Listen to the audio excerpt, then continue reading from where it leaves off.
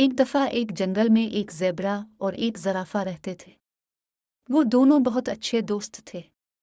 ان کی دوستی بہت مضبوط تھی۔ وہ ایک دوسرے کے ساتھ ہر وقت رہتے تھے۔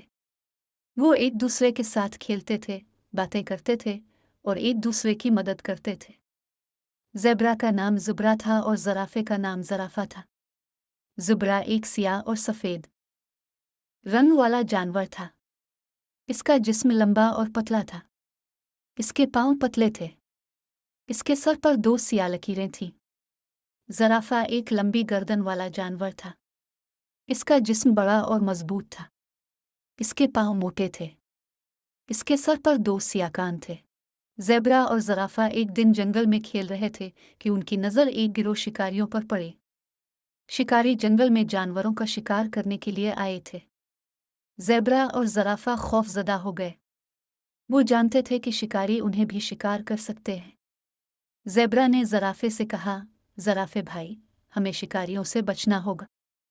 زرافہ نے کہا، میں جانتا ہوں، لیکن ہم کیا کریں؟ زیبرا نے کہا، ہمیں جنگل سے باہر بھاگنا ہوگا۔ زرافہ نے کہا، اچھا، آتے ہیں، ہم جنگل سے باہر بھاگتے ہیں۔ زیبرا اور زرافہ جنگل سے باہر بھاگنے لگے۔ شکاری ان کے پیچھے بھاگنے لگے۔ زیبرا اور زرافہ بہت تیزی سے بھاگ رہے تھے۔ شکاری ان کا پیچھا نہ کر سکی۔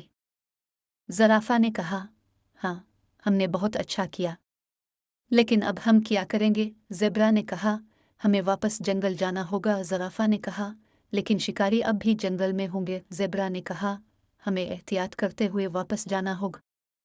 زیبرا اور زرافہ احتیاط کرتے ہوئے واپس جنگل میں چلے گئے۔ وہ ایک خاموش راستے سے جنگل میں گئے۔ شکاری ان کا پتہ نہیں لگا سکے۔ زیبرا اور زرافہ جنگل میں اپنے گھر واپس پہنچ گئے۔